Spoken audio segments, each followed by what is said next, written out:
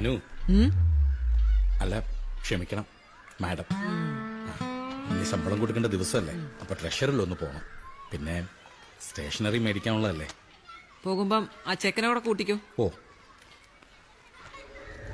അയാൾ ബുദ്ധിമാനാണെന്ന് എങ്ങനെ മനസ്സിലായി? ഹോംസ് തൊപ്പി സ്വന്തം തലയിൽ വെച്ചു. എന്റെ പ്രിയപ്പെട്ട ഡോക്ടർ, ഇത് നിരീക്ഷണത്തിനുള്ള സമയമാണ്, സംസാരിക്കാനുള്ളതല്ല. ശത്രുരാജ്യത്തിനുള്ളിലെ തോമസ് ബിയൽ, വാ ഒന്ന് പുറത്തു പോ.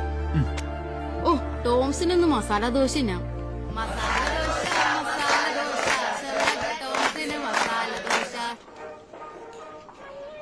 നീ ഇങ്ങനെ പുസ്തകം വായിച്ച് സമയം കളഞ്ഞു. SSLC-യാ, പരീക്ഷ എഴുതാൻ നിന്റെ ഷെർലക് ഹോംസ് വരത്തില്ല. ഞാനൊരു ഡിറ്റക്റ്റീവ് ആവും മാഷെ.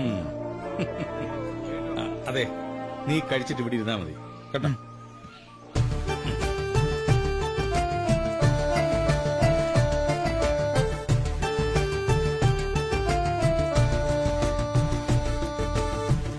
പോടാ.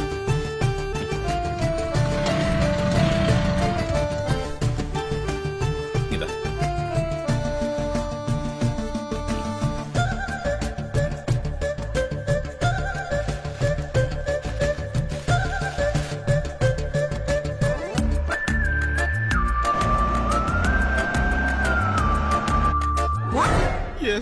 നിങ്ങളത് എവിടെയോ വെച്ച മനുഷ്യ?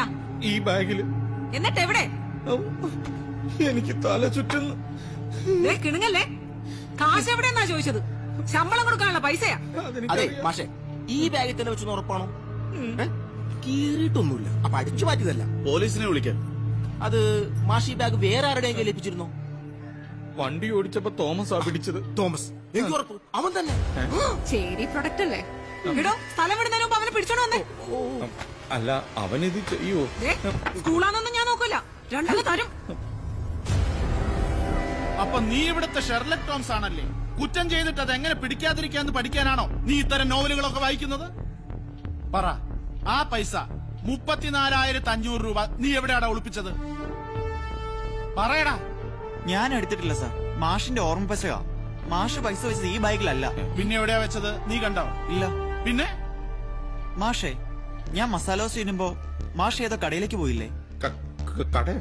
തിരിച്ചു വരുമ്പോ മാഷിന്റെ ഒരു തുണിക്കടയുടെ കവർ ഉണ്ടായിരുന്നു. മാഷ് ഇറങ്ങി വന്നത് രാധാ ടെക്സ്റ്റൈൽസിൽ നിന്നാണ്. അവിടെ പെണ്ണുങ്ങളുടെ തുണി മാത്രമേ ഉള്ളൂ. ആണോ? അയ്യോ, നിങ്ങൾ ആർക്ക് എന്ത് വാങ്ങാനാ തുണിക്കട കയറിയത്? പറയാൻ. പറ. ആ കവർ മാത്രം മാഷിന്റെ കയ്യിൽ തന്നില്ല. സാറിനപ്പോ ഒരു പതർച്ച ഉണ്ടായിരുന്നു.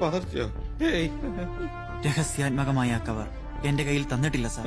കൂടുതൽ സാഹിത്യം വേണ്ട. എന്റെ നിരീക്ഷണമാണ് സാർ. ഈ കേസിന്റെ ചുരുളഴിയണമെങ്കിൽ ആ ചുരുളൊക്കെ ഞാൻ അഴിച്ചോളാം. ആ കവർ എവിടോ? അങ്ങനൊരു കവറില്ല. ഇത് മുഴുവൻ ഇവന്റെ കഥയാണ്. ആ കാശ് എടുത്തത് നീ തന്നെയാണ്.